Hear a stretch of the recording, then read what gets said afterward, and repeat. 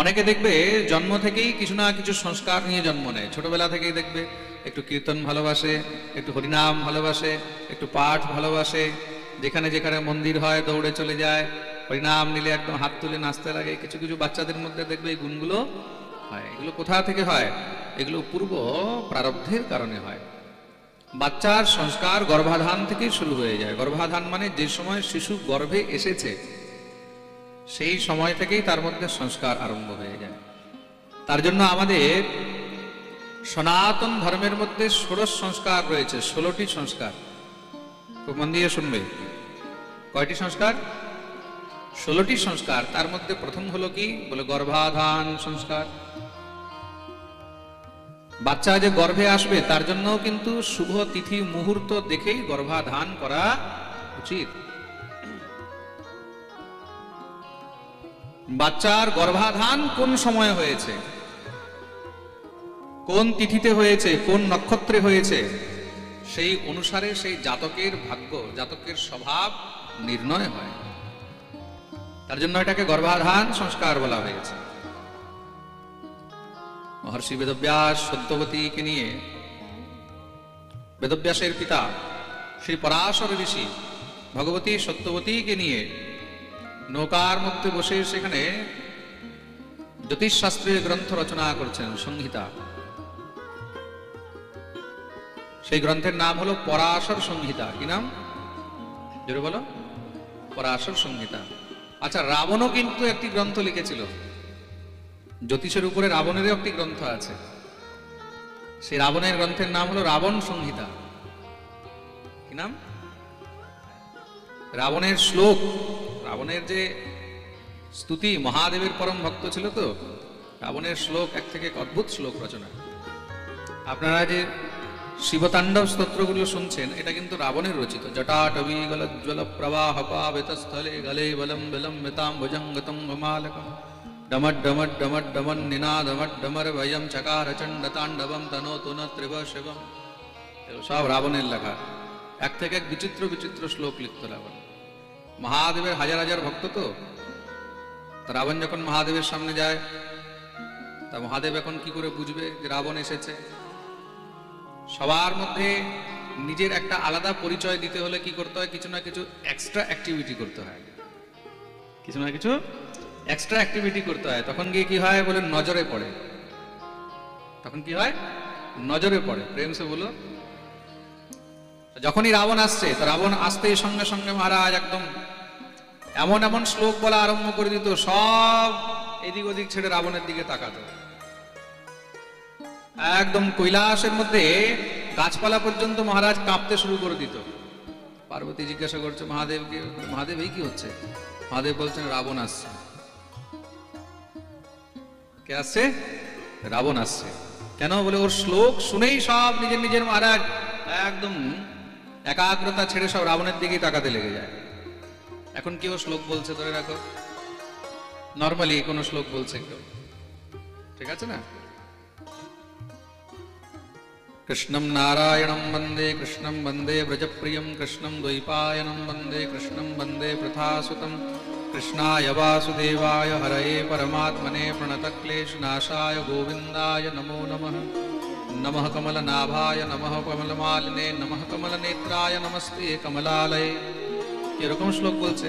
আর সেই জায়গায় যদি কেউ এসে বলে মেঘানাদ ঘটা ঘটা ঘট ঘটা ঘাটা ঘটা ঘোর ঘটা মন্ডু কশ্য বকো বকো বক বকো বাকো বকো বু বকো বিদ্যুৎ জ্যোতি চকি মকি চকমকি চাকি মকি দৃশ্যতে ইত্থম নন্দ কিশোর গোপ বনিত বাচস্পতি পাতু মাম। মানুষ কি করবে? সব নিজেরটা ভুলে গিয়ে ওর দিকে তাকাবে। এ তো বিচিত্র পণ্ডিত এসে গেছে ভাই, বলবে কি না?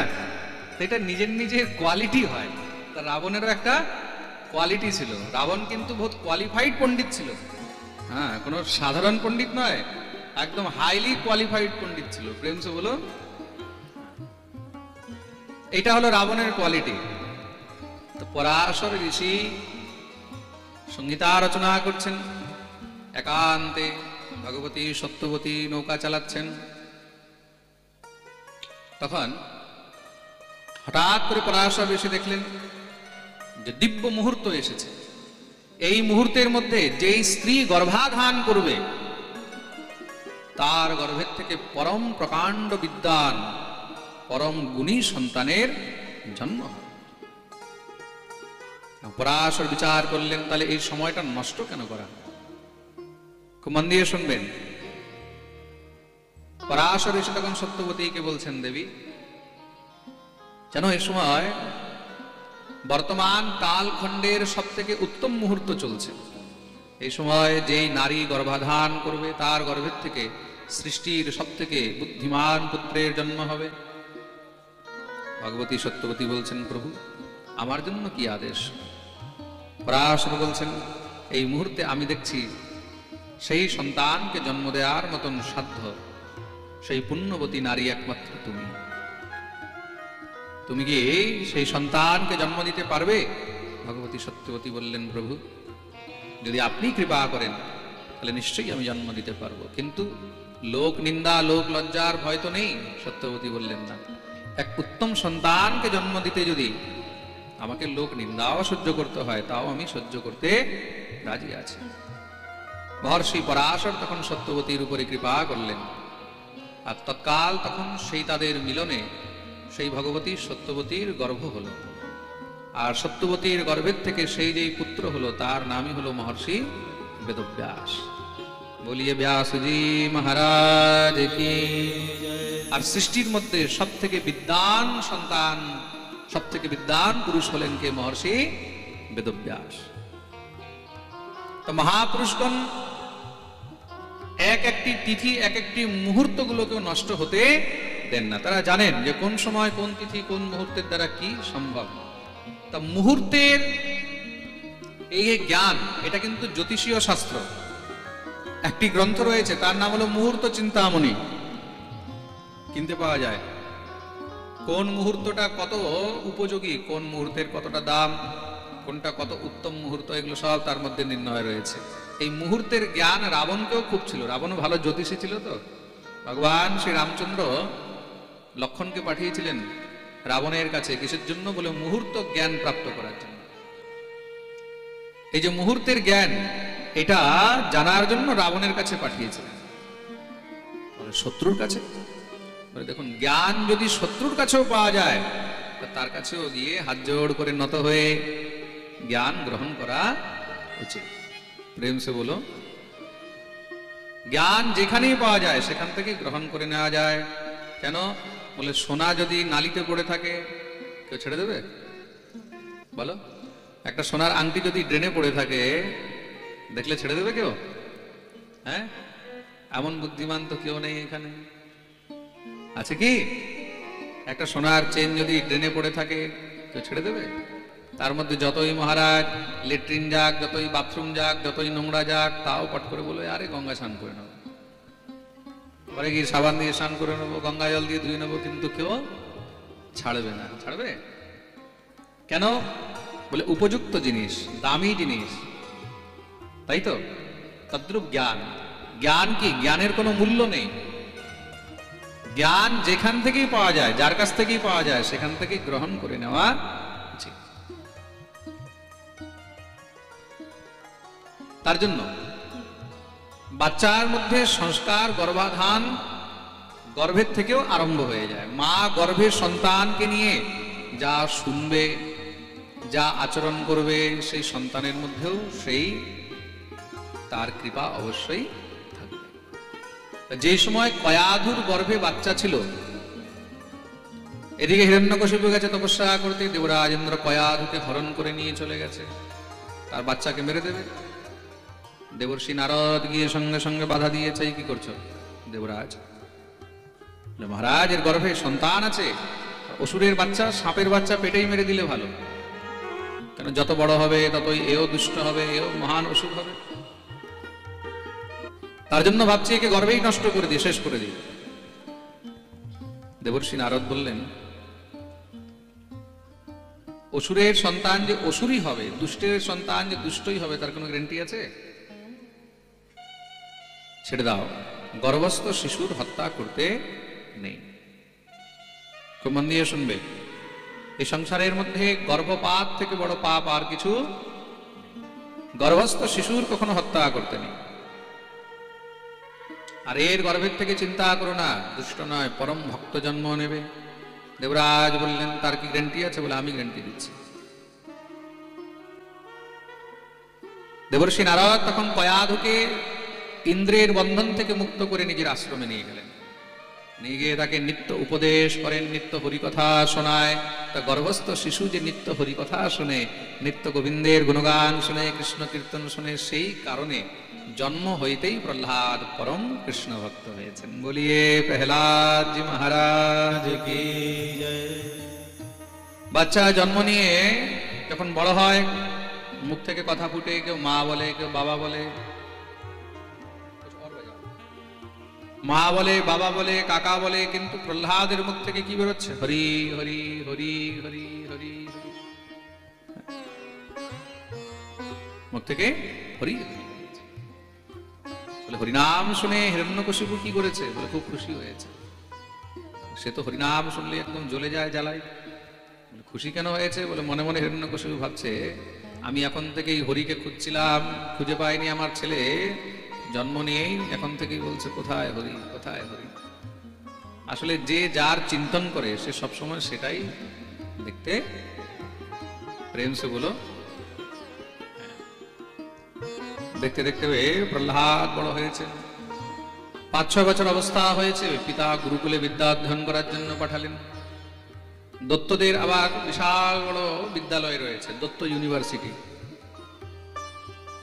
ওখানে কি শেখানো হয়?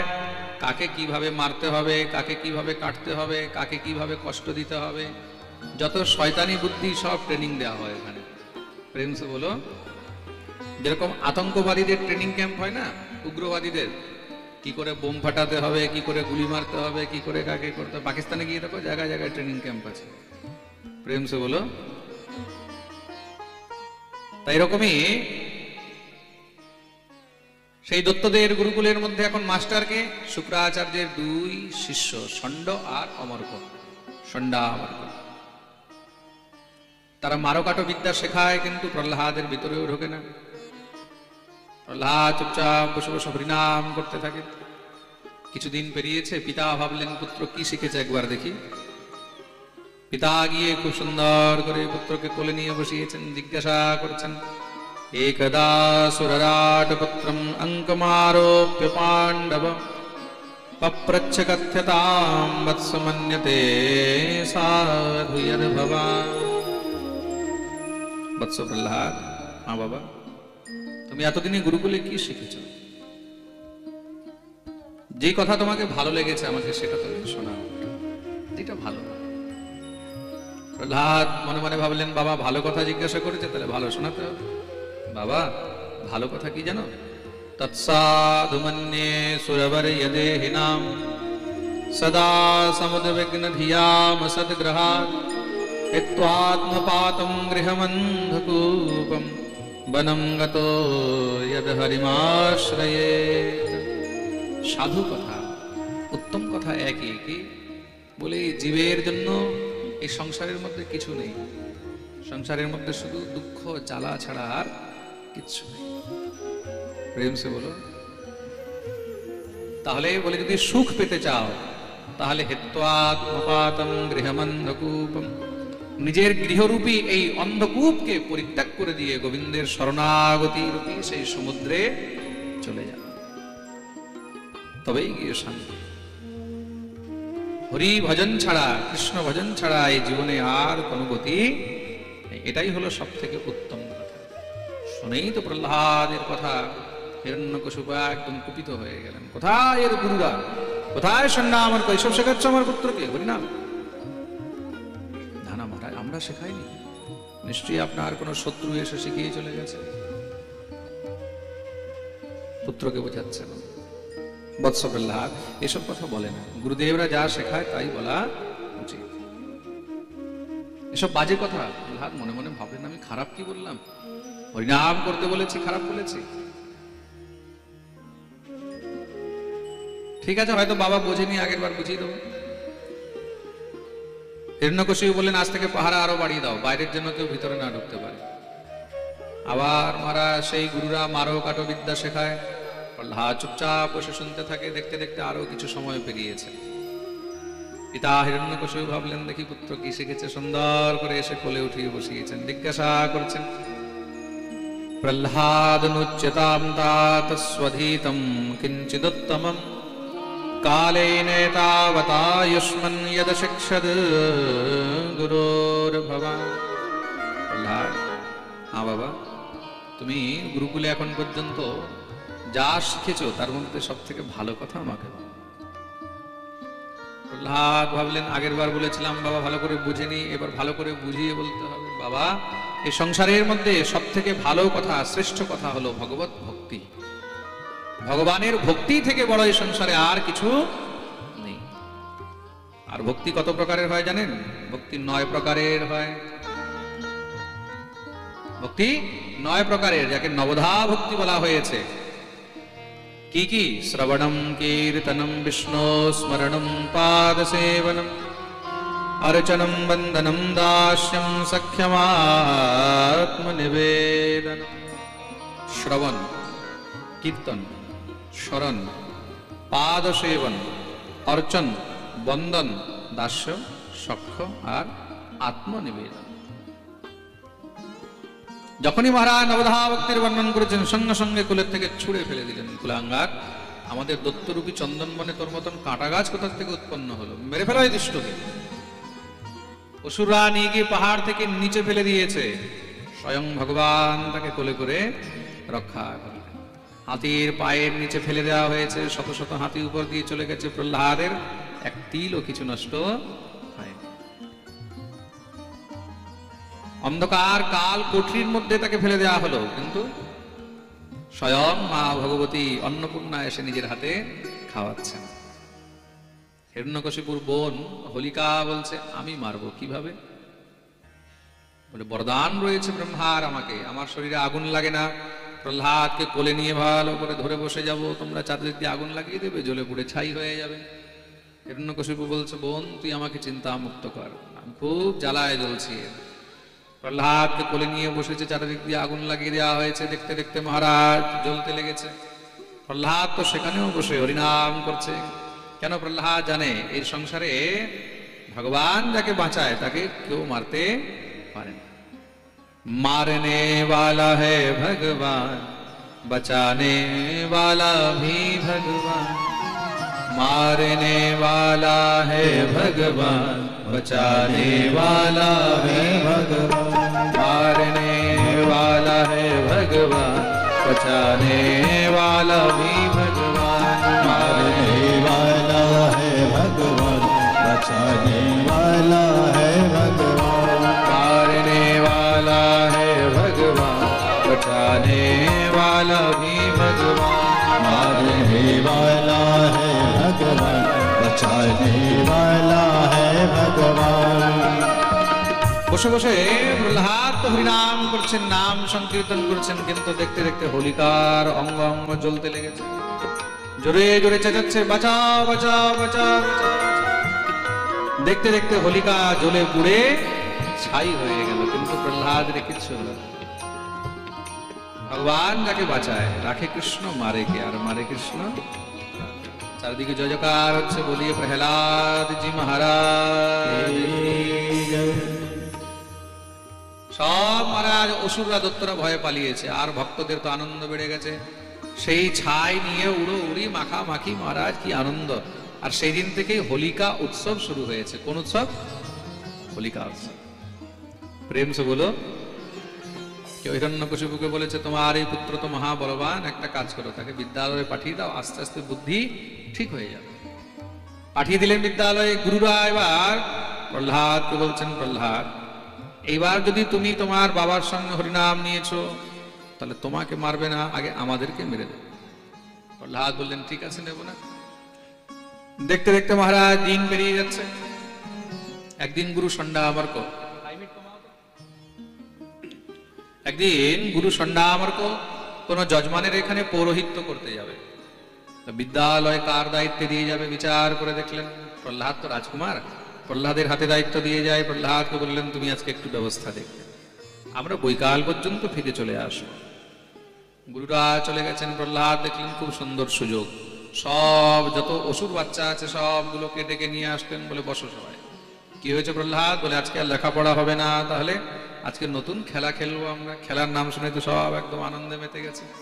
কি খেলা প্রহ্লাদ? বলে আমরা সবাই মিলে হরিনামের খেলা খেলবো। কি বলছিস প্রহ্লাদ? হরিনাম? হরিনাম শুনলে তো তোর বাবা আমাদেরকে মেরে ফেলবে। আমার বাবা আমাকে মারতে পারেনি, তোদেরকে কি করে মারবে?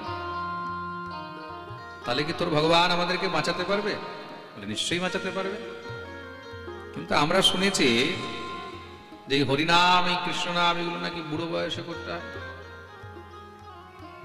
প্রহ্লাদ বললেন কে বলেছে? না বলে গ্রামে অনেকে বলে বুড়ো বয়সে হরিনাম করবো। এখন কেন হরিনাম, এখন কেন মালা, এখন কেন তিলক? প্রহ্লাদ বলছে যারা বলে তারা হলো মহা পাগল।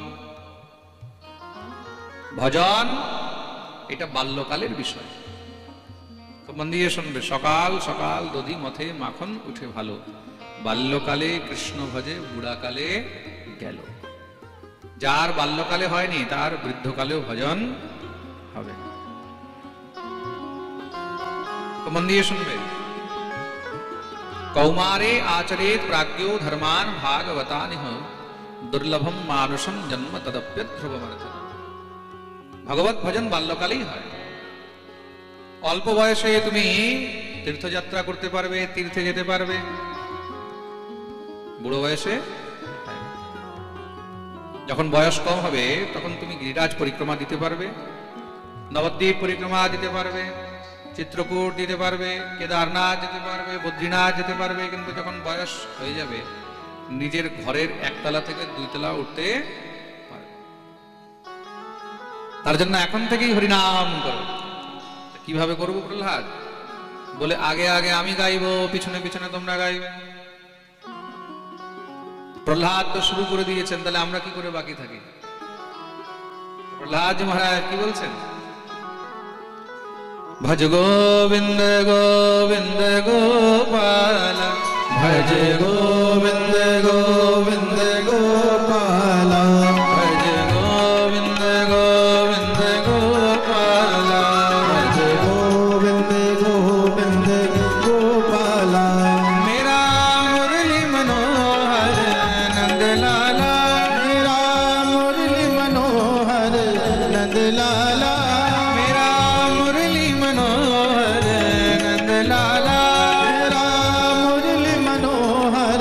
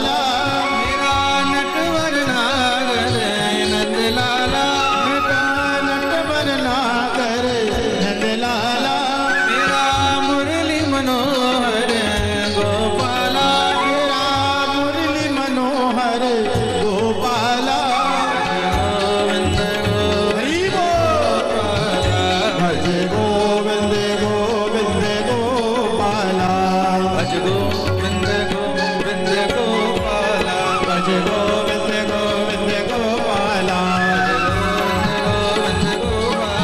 भज गोविंद गोविंद गोपाला गोविंद गोविंद गोपाला भज गोविंद गोविंद गोपाला। ভগবান যমলার্জুন উদ্ধার করলেন। দামেন উদরম বন্ধেতি, দাম মানে দড়ি, দড়ি দিয়ে উদর মানে পেটে বাঁধা হয়েছে, তার জন্য নাম হলো দামোদর। কি নাম? এটা কার্তিক মাসে নীলা হয়েছে, তার জন্য সেটাকে দামোদর মাসও বলা। এদিকে তো সব ব্রজবাসীরা দৌড়ে এসে মহারাজ গোবিন্দকে যখন এই দড়ি বাঁধা ছিল খুলে তুলে নিয়ে আসলেন, নন্দ বাবার কোলে দিয়েছেন। কান্নাকাটি আরম্ভ হয়ে গেছে, যদি ছেলের কিছু হয়ে যেত। এই দামোদর মাসে যেই জীব ভগবান শ্রী দামোদর ভগবানের নিয়ম করে সেবা করে বা দামোদর ভগবানের বন্দন করে বা দামোদর অষ্টকের পাঠ করে, ভগবান তাকে সমস্ত সব বন্ধন থেকে সদা সদার জন্য মুক্ত করে দেন। তার জন্য দামোদর মাসে দামোদর অষ্টকের পাঠের বিশেষ বিধান রয়েছে। যারা যারা এই সাধন মুক্তি অর্চন দীপিকা নিয়েছিলেন, এটার মধ্যে দামোদর অষ্টকও আছে। আপনারা দামোদর অষ্টক এটার থেকে দেখে নিত্য পাঠ করতে পারবেন। আমরা 2টা শ্লোক দামোদর অষ্টকের একটু শ্রবণ করি।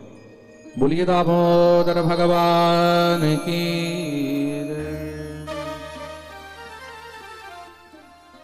নমামেশ্বরম সচ্চিদানন্দরূপম লসত কুণ্ডলম গোকুলে ভ্রাজমানম নমামেশ্বরম সচ্চিদানন্দরূপম लसत्कुण्डलं गोकुले विराजमानं नमामेश्वरं सच्चिदानन्दरूपं लसत्कुण्डलं गोकुले भाजमानं नमामीश्वरं सच्चिदानन्दरूपं लसत्कुण्डलं गोकुले विराजमानं यशोदाभियोलोकलाधापमानं यशोदाभियोलोकलाधापमानं परामृष्टमत्यन्ततो धृत्य गोप्या परामेष्टमत्यन्तगोप्या नमामेश्वरं सच्चिदानन्दरूपं लसत्कुण्डलं गोकुले भ्राजमानं नमामीश्वरं सच्चिदानन्दरूपं लसत्कुण्डलं गोकुले विराजमानं रुदन्तं मुहुर्नेत्रयुगमं मृजन्तं मुहुर्नेत्रयुग्नं मृजन्तं रुदन्तं मुहुर्नेत्रयुगमं मृजन्तं रुदन्तं मुहुर्नेत्रयुग्नं मृजन्तं कराम्भोजयुगमेन सातङ्कनेत्रं कराम्भोजयुग्मेन सातङ्कनेत्रं मुहुश्वासकम्प त्रिरेखाङ्ककण्ठ मुहुश्वाससम्पत्तिरेखाङ्ककण्ठ स्थितग्रैव दामोदरं भक्तिबद्धं स्थितग्रैव दामोदरं भक्तिबद्धं नमामेश्वरं सच्चिदानन्दरूपं लसत्कुण्डलं गोकुले भ्राजमानं नमामीश्वरं सच्चिदानन्दरूपं लसत्कुण्डलं गोकुले भ्राजमानं लसत्कुण्डलं गोकुले भ्राजमानं लसत्कुण्डलं गोकुले भ्राजमानं बोलिए दामोदर भगवान की।